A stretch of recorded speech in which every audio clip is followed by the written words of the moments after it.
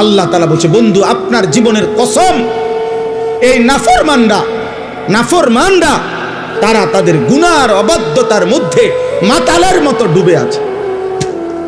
আল্লাহ কোরআন বলছে, গুনাহ মানুষকে মাতাল বানায়, গুনাহ মানুষকে প্রতিবন্ধী বানায়। গুনাহ একটা সময় আর বিবেক বোধ কাজ করে না, ছেলেটার বুঝেই না। এখানে অসংখ্য মানুষ তাকায় আছে, মনে করেন ওই ওর নারী দেখতেছে, মোবাইল দেখতেছে, ইয়ারফোন লাগাইয়া আপনার গান শুনতেছে।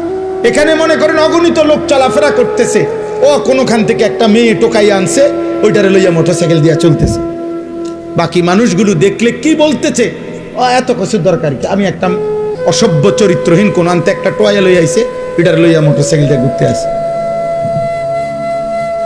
আহা, আল্লাহ আমাদেরকে হেফাজত করেন, আল্লাহ তোমাদেরকে বিবেক দান করেন। সালামুন আলাইকুম লা নাবতাগিল জাহিলিন। আল্লাহ বলেন, আমার প্রিয় বান্দারা হচ্ছে এমন, তারা যখনই কোনো বেহুদা কথা এবং কাজ দেখে তারা বলে, না ভাই তুমি তোমার কাজ নিয়ে থাকো, আমি আমার আল্লাহকে নিয়ে আছি। এবং বলে সালামুন আলাইকুম, আমি তোমার জন্য কল্যাণ কামনা করছি। এবং এটাও বলে, তুমি যতই ডাকো লা নাবতাগিল জাহিলিন, অজ্ঞ মূর্খ নাফরমানের সঙ্গী আমি কখনোই হব না। তুমি আমারে ডাকতে পারো, আমি আসবো না, আমি অজ্ঞ মূর্খ। এই জন্য কোরআনুল কারীমের এই কথাই স্পষ্ট বর্ণনা, প্রত্যেক পাপী মূর্খ, আমি কিংবা তুমি, জওয়ান কিংবা বুড়া, যে গুনাহ করে সে মূর্খ। তাফসীরে ইবনে কাসিরের মধ্যে আছে, যে আল্লাহর নাফরমানি করে সে মূলত মূর্খ, জাহেল, অজ্ঞ, আহম্মক। এজন্য কোরআনুল কারীম পাপীদেরকে, নাফরমানদেরকে কোথাও বলছে লা ইয়াকিলুন, ওদের আকল নাই।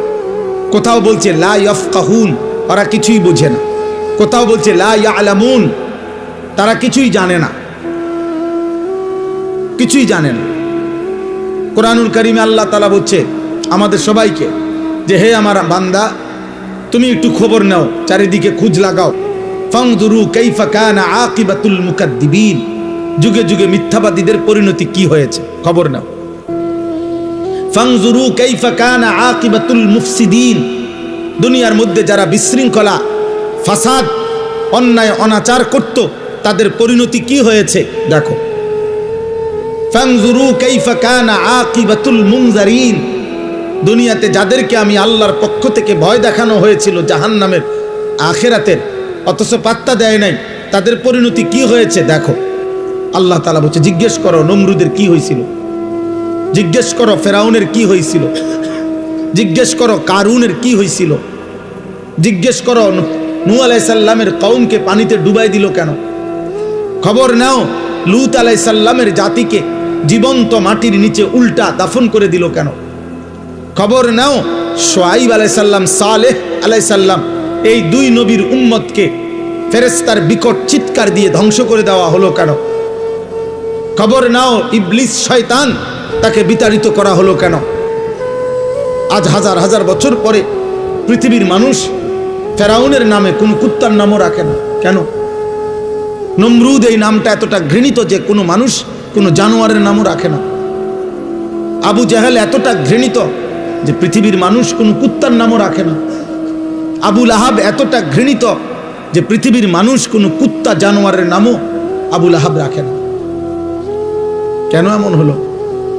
এটা কোরআনে আল্লাহ বারবার এই জন্য, ফানজুরু, দেখো দেখো বান্দা, খবর লাগাও, এই পৃথিবীর জালেমরা কোথায়, এই পৃথিবীর অহংকারীরা কোথায়, এই পৃথিবীর নষ্ট নারীরা কোথায়, এই পৃথিবীর রূপ যৌবন সৌন্দর্য বিক্রি করত ওই অসভ্য চরিত্রহীন রমণীরা কোথায়, এই পৃথিবী জুলুম করত, অন্যায় করত, খুন করত, সন্ত্রাসী করত ওই নিকৃষ্ট ডাকাতরা কোথায়, খবর না। পৃথিবী তাদেরকে কখনো স্মরণ করে কিনা? কারো কলিজায় তাদের প্রতি কোনো হারামখোর, মদখোর, নেশাখোরের প্রতি কারো দিলে কোনো ন্যূনতম শ্রদ্ধাবোধ আছে কিনা তুমি দেখো। এই যে যেই সমস্ত বেঈমানের মতো চুল রেখে তোমরা ফ্যাশন করছো, ওই বেঈমানকে কেউ শ্রদ্ধার সাথে স্মরণ করে কিনা তুমি দেখো। আমি যার মতো রাখছি সেই সাহাবায়ে কেরামকে তো মানুষ শ্রদ্ধার সাথে স্মরণ করে। তোমরা যারা দাড়িবিহীন তো দাড়িবিহীন কোনো মানুষকে পৃথিবীতে কেউ শ্রদ্ধার সাথে স্মরণ করে এমন কোনো ফাসেক তার নাম বলো। দাড়িওয়ালা নবী সাল্লাল্লাহু সাল্লামকে তো মানুষ কলিজা দিয়া ভালোবাসে, দাড়িওয়ালা আবু বকর ওমর ওসমান আলীকে তো মানুষ কলিজা দিয়া ভালোবাসে। তো তুমি দেখো, আমার কথা হইলো জাররা পরিমাণ ভাইয়া ন্যূনতম বিবেক কাজে লাগাও।